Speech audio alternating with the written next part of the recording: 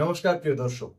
যদিও সম্প্রতি ভাইরাল এই ভিডিওটি দেখতে আপনাদের কারোর আর বাকি নেই, তবুও চলুন বিস্তারিত আলোচনা পূর্বে আমরা আর একবার ভিডিওটি দেখে নিই।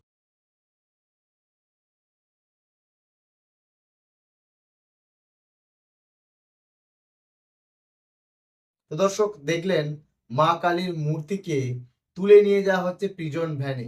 মা কালীকেও অ্যারেস্ট করা হলো। এরকম একটা মুহূর্ত, এইরকম একটা পরিস্থিতি পুলিশ আধিকারিকদের কাছ থেকে আমাদেরকে দেখতে হচ্ছে। কি ভাবছেন, এটা বাংলাদেশের কোনো ঘটনা নাকি? আগে না, এটা ঘটেছে কাকদ্বীপের সূর্যপুর গ্রামে। এই ঘটনাটা পশ্চিমবঙ্গে ঘটেছে। ভাবতে পাচ্ছেন? একটু ভাবতে অস্বস্তি বোধে হচ্ছে, তাই না? আসলে হওয়ারই কথা। যে বাংলাদেশে আমরা দেখেছি যে হিন্দুরা সংখ্যালঘু, তাই সেখানে হিন্দুরা কিন্তু নির্যাতিত। কিন্তু পশ্চিম বাংলায় আমরা সেকুলার।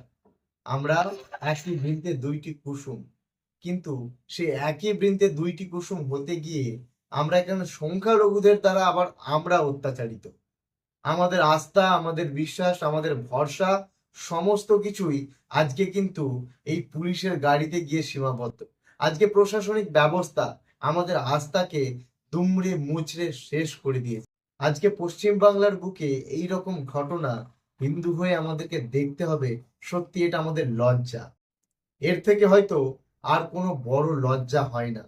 সত্যি আমরা বিগত একটা বছর ধরে অপেক্ষা করি দুর্গাপুজো, কালী পুজো, এই সব কিছুর জন্য।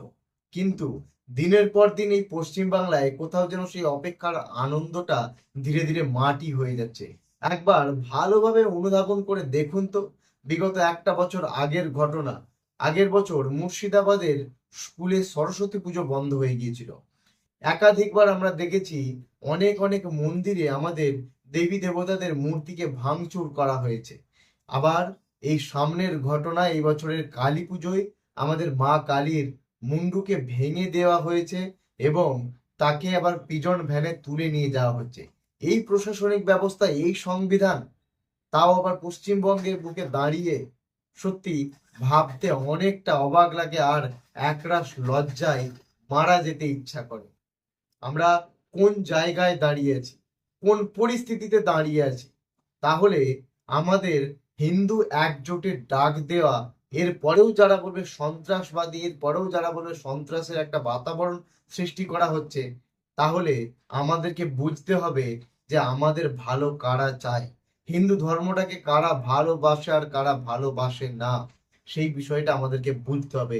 এ রাজ্যের শাসক দল কখনোই কিন্তু হিন্দুত্বের পক্ষে নেই।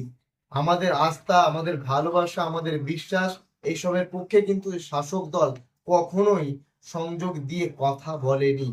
তাই আমাদের লড়াই, আমাদের বিশ্বাস, আমাদের ভরসা আমাদের নিজেদেরই লড়তে হবে। আজকে আমরা অনেকবার এই আমাদের হিন্দুত্ব একজোট হওয়ার ডাকে আমরা বারবার বিরোধী তরফে অনেক প্রশ্ন, অনেক কটূক্তির আমরা সম্মুখীন হয়েছি।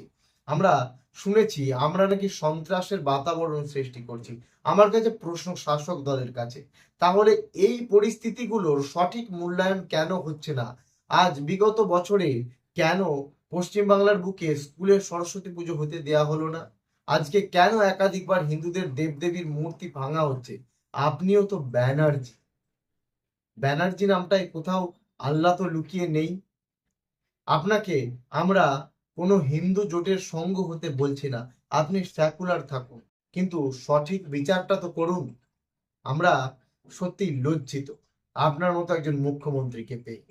প্রিয় দর্শক, এ বিষয়ে আপনাদের মূল্যবান মন্তব্য অবশ্যই জানাতে ভুলবেন না। দেখা হচ্ছে পরবর্তী কোনো ভিডিওতে। তবে হ্যাঁ, আমাদেরকে একজোট হতে হবে। জয় শ্রীরাম।